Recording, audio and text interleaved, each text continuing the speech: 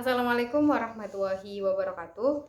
Perkenalkan, nama saya Laili Rahmahayati. Saya dari Prodi Pendidikan Bahasa dan Sastra Indonesia dengan NPM 1519545. Di sini saya akan mempresentasikan hasil penelitian saya yang berjudul Jargon Santri Pondok Pesantren Al-Amin, Desa Bulakwaru, Kabupaten Tegal, dan implikasinya terhadap pembelajaran di SMA. Dengan dosen pembimbing 1, Bapak Samsul Anwar, dosen pembimbing 2 yaitu Ibu Husnul Khotimah. Baik, yang pertama adalah latar belakang, yaitu bahasa merupakan hal yang sangat penting bagi masyarakat. Masyarakat sangat memerlukan bahasa untuk berinteraksi dengan sesama masyarakat.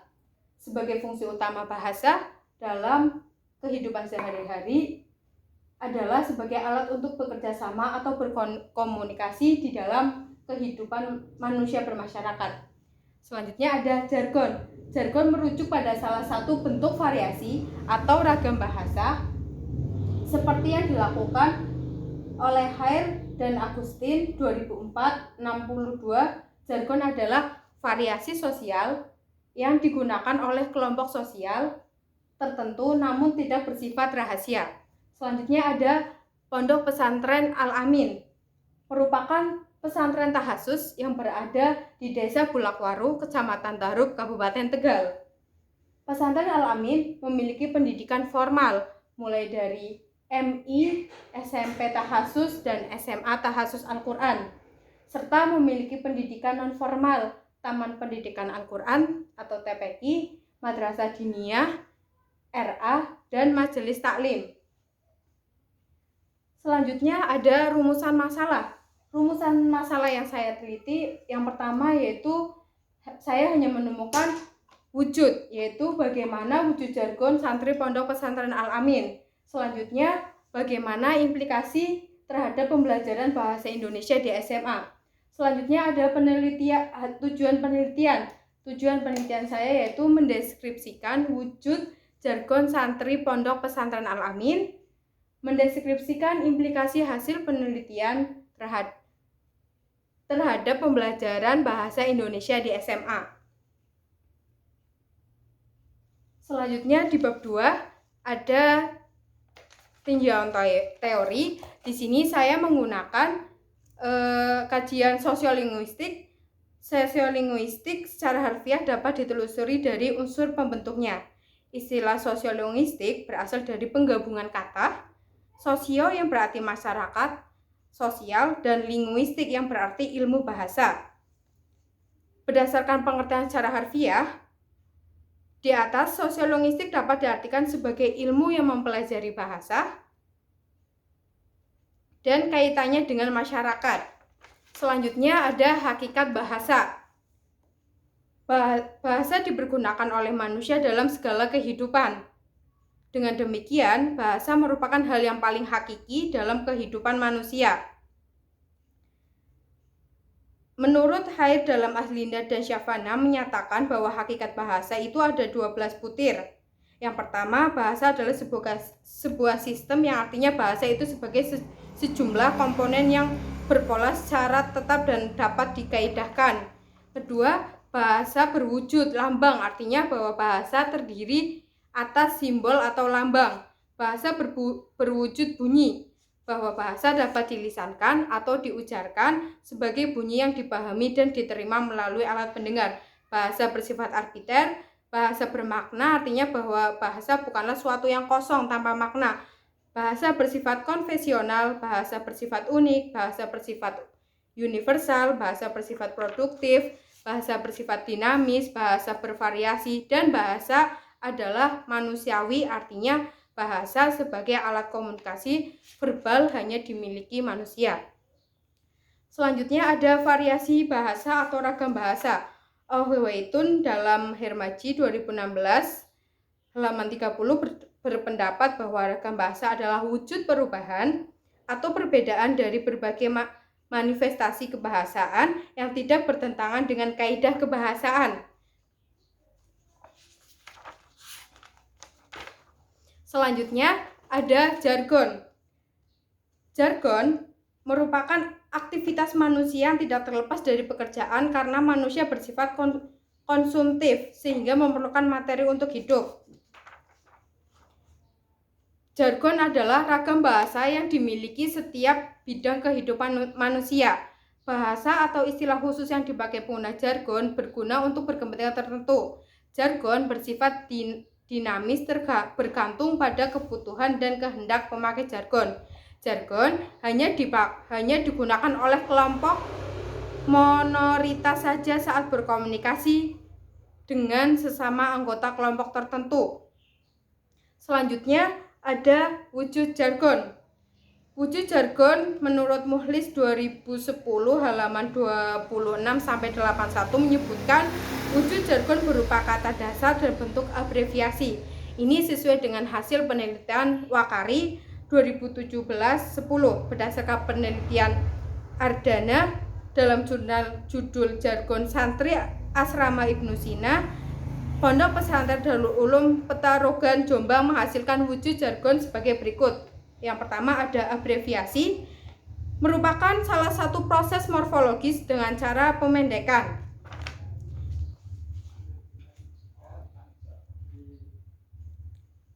Menurut Rida Laksana, mengkalifikasikan abreviasi menjadi 5, yaitu berupa singkatan, penggalan, akronim, kontraksi, lambang huruf.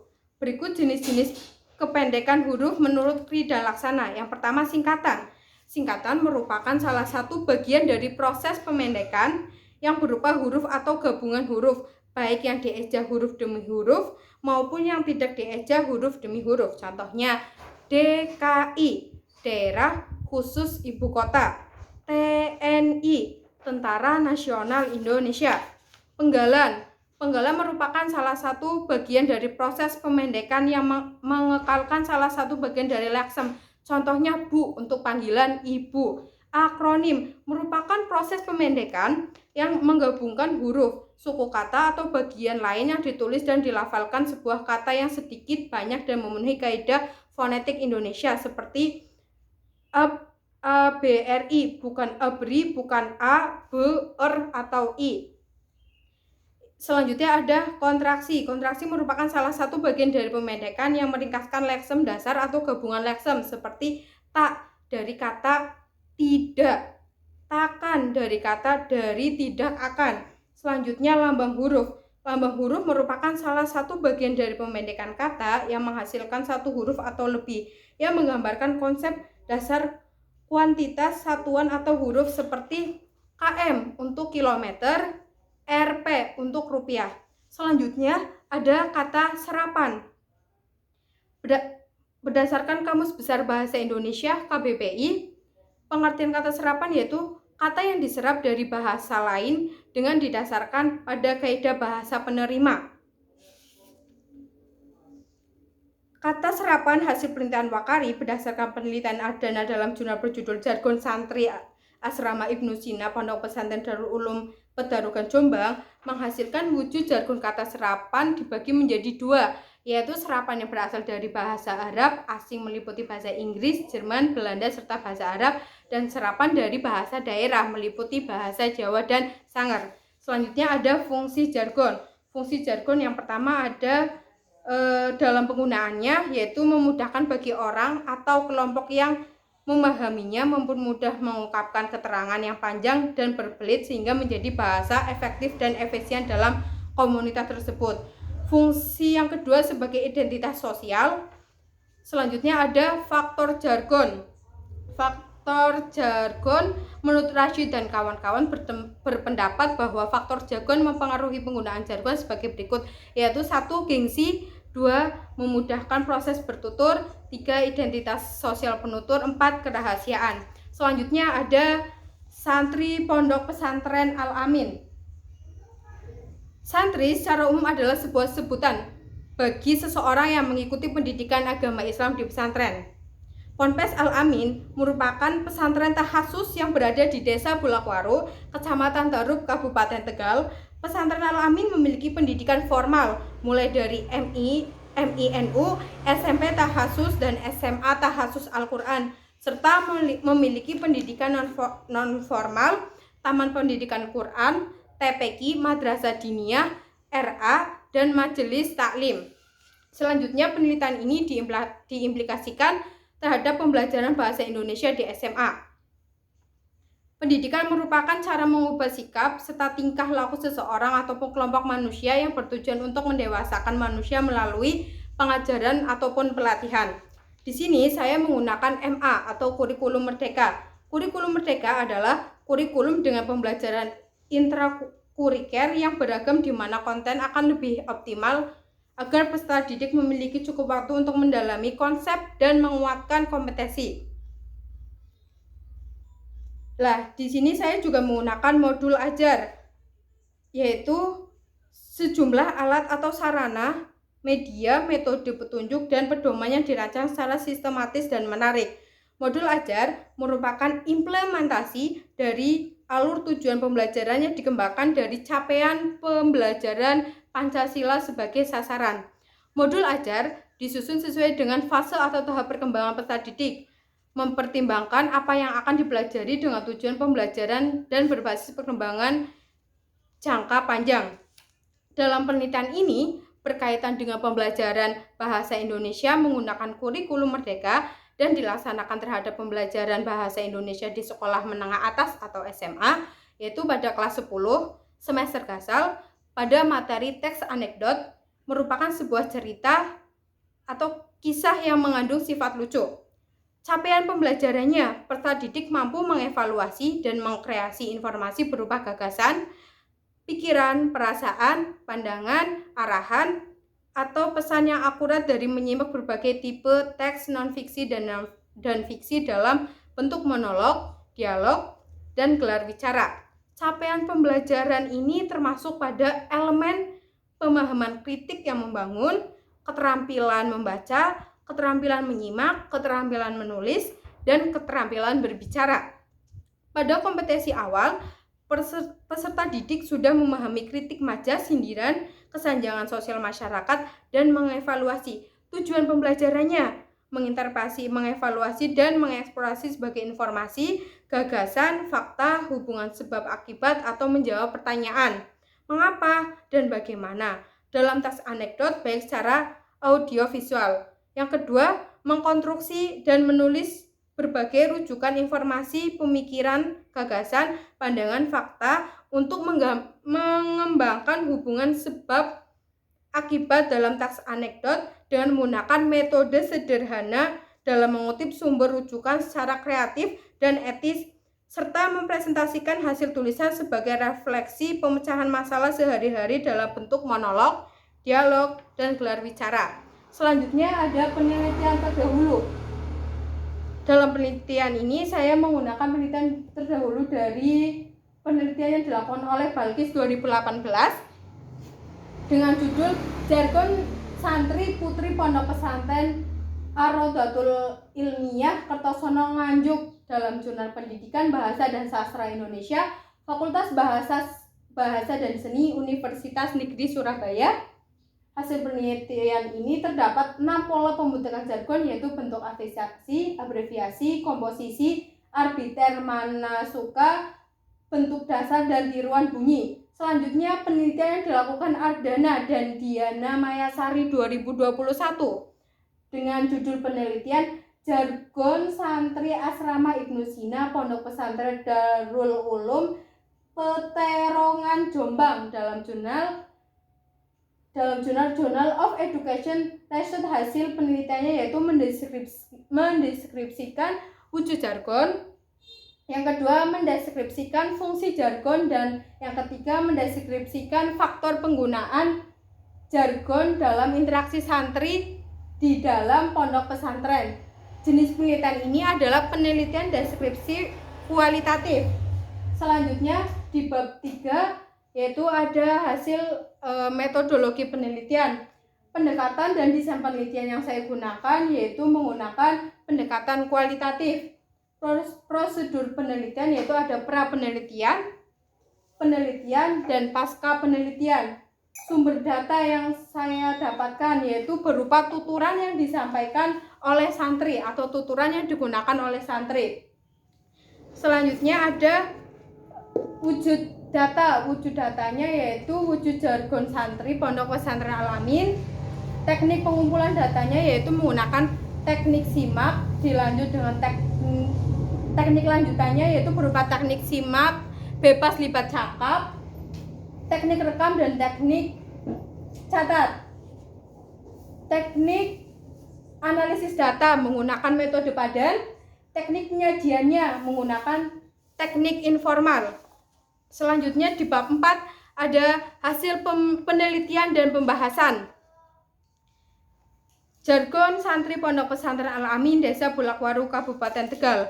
Hasil penelitian ini memperoleh data yang akan dibahas yaitu wujud jargon santri Pondok Pesantren Al-Amin Desa Bulakwaru Kabupaten Tegal dan implikasinya dalam pembelajaran bahasa Indonesia di SMA.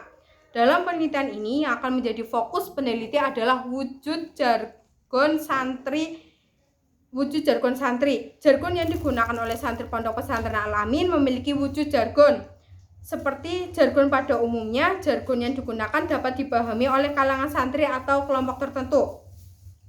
Wujud jargon yang akan dibahas dalam penelitian ini yaitu wujud jargon abreviasi, singkatan, dan wujud jargon serapan.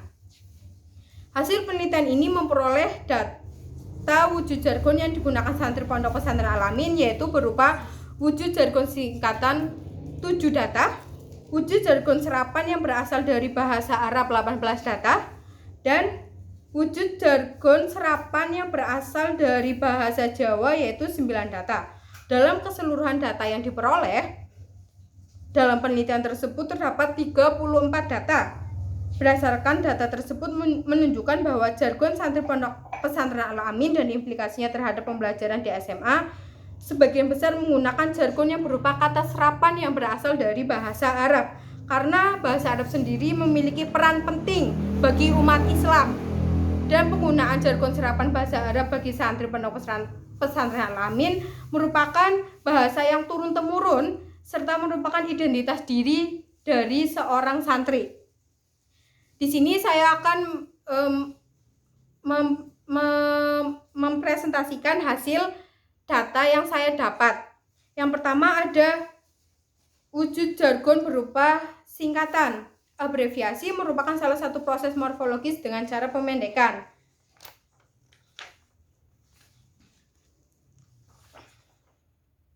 Oleh karena itu, abreviasi dapat diartikan sebagai proses morfologis yang mengubah leksem atau berupa abreviasi singkatan. Singkatan merupakan salah satu bagian dari proses pemendekan yang berupa huruf atau gabungan huruf, baik dieja huruf demi huruf. Di sini contohnya adalah kata IPM. Jargon IPM merupakan singkatan yakni I untuk menyingkat infak, P untuk menyingkat peningkatan, dan M untuk menyingkat mutu. Kata IPM biasa digunakan santri Pondok Pesantren Al-Amin untuk melakukan pembayaran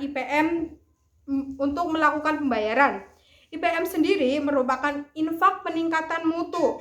IPM di Pondok Pesantren Al-Amin dilakukan secara rutin setiap bulannya. IPM merupakan pembayaran bulanan santri di sekolah masing-masing, mulai dari madrasah ibtidaiyah sampai sekolah menengah atas, dan pembayaran IPM tentu saja berbeda-beda. Selanjutnya ada wujud jargon berupa kata serapan yang berasal dari bahasa Arab. Pondok Pesantren Al-Amin banyak mengadopsi kata serapan yang berasal dari bahasa Arab sebagai jargon kesehariannya. Berikut data jargon yang berasal dari kata serapan bahasa Arab. Yang pertama ada kata ro'an. Para santri wajib melakukan ro'an setiap hari Minggu. Konteksnya penyebutan istilah bakti sosial bagi para santri dan pengasuh dalam rangka melaksanakan bakti sosial. Ro'an atau sering disebut santri kerja bakti dilaksanakan agar para santri menjaga kebersihan pondok. Pada data di atas terdapat wujud jargon berupa kata serapan yang berasal dari bahasa Arab yaitu ro'an. Merupakan wujud jargon serapan bahasa Arab yang memiliki makna bakti sosial. Penyebutan istilah bakti sosial bagi para santri dan pengasuh dalam rangka melaksanakan bakti sosial. Istilah ro'an berawal dari kata tabarukan yang kemungkinan disingkat menjadi rukan kemudian menjadi istilah ro'an. Ro'an di Pondok Pesantren Al-Amin merupakan kegiatan yang khas yang melekat pada jati diri pesantren. Selanjutnya ada wujud jargon yang berasal dari bahasa serapan dari bahasa Jawa.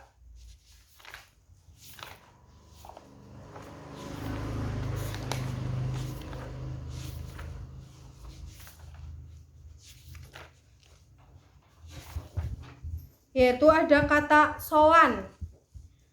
Kegiatan sowan pada Pak Yai merupakan ritual agar mendapat restu dalam memulai pelajaran dan mengakhiri tahun pembelajaran. Konteksnya, kosakata ini diucapkan santri ketika mau pulang dan baru datang. Kata sowan memiliki makna silaturahmi. Pada data di atas, terdapat wujud jargon berupa kata serapan yang berasal dari bahasa Jawa, yaitu sowan. Sowan merupakan wujud jargon serapan berasal dari bahasa Jawa yang memiliki makna silaturahmi ke dalam Pak Yai. Kosakata ini diucapkan santri ketika mau pulang dan baru datang. Sowan merupakan istilah dalam pendidikan di pesantren yang merujuk pada kunjungan atau ziarah santri ke kiai atau ulama di pesantren tertentu guna meminta maaf, memperoleh nasihat, atau mendiskusikan berbagai masalah dan pengetahuan agama. Kegiatan sowan juga bisa dilakukan secara berkelompok atau berjamaah oleh santri. Selanjutnya, penelitian ini diimplikasikan terhadap pembelajaran bahasa Indonesia di SMA. Bahasa Indonesia diarahkan untuk meningkatkan kemampuan siswa dalam berkomunikasi baik secara lisan maupun tulis. Tujuan pembelajaran bahasa Indonesia di sekolah agar siswa memiliki kemampuan dan keterampilan berbahasa sebagai pedoman untuk masa depan maupun untuk jenjang selanjutnya. Di sini saya menggunakan kurikulum Merdeka, menggunakan modul ajar yaitu sejumlah alat atau sarana media metode, petunjuk dan pedoman yang dirancang secara sistematis dan menarik. Modul ajar merupakan implementasi dari alur tujuan pembelajaran atau ATP yang dikembangkan dari capaian pembelajaran Pancasila sebagai sarana. Modul ajar disusun sesuai dengan fase atau tahap perkembangan peserta didik, mempertimbangkan apa yang akan dipelajari dengan tujuan pembelajaran dan berbasis perkembangan jangka panjang. Dalam penelitian ini berkaitan dengan pembelajaran bahasa Indonesia di SMA, menggunakan kurikulum Merdeka dan dilaksanakan terhadap pembelajaran bahasa Indonesia di sekolah menengah atas kelas 10 semester kasal, yaitu materi teks anekdot. Teks anekdot merupakan sebuah cerita atau kisah yang mengandung sifat lucu.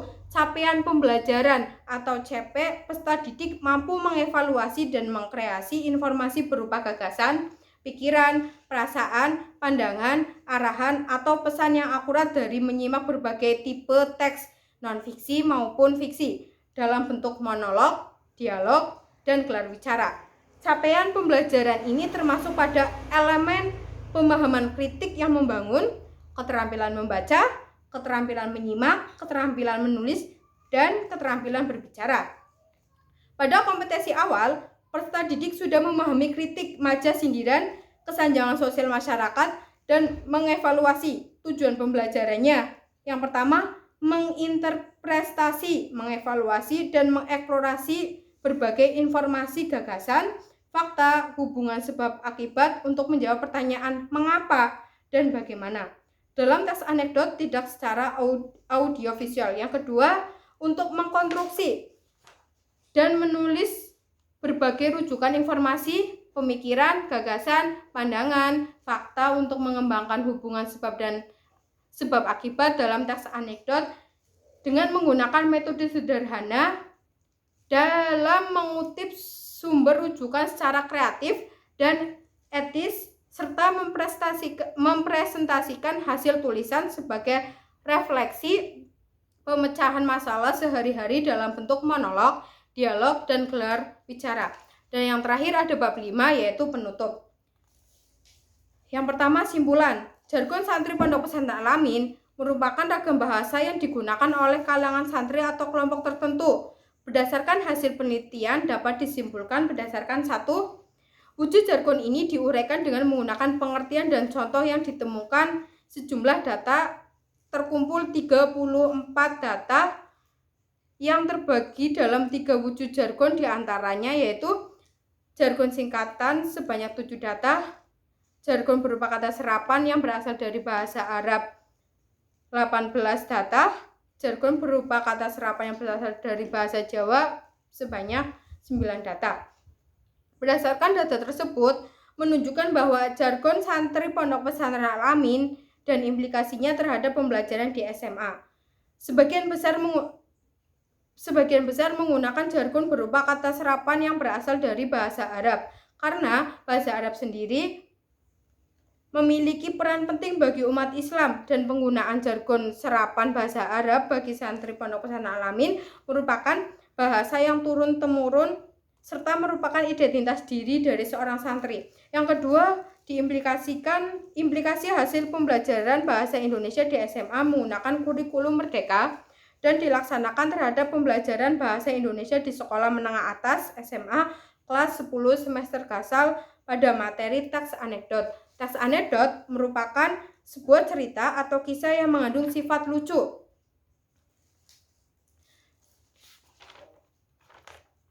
dalam bentuk monolog, dialog, dan bicara.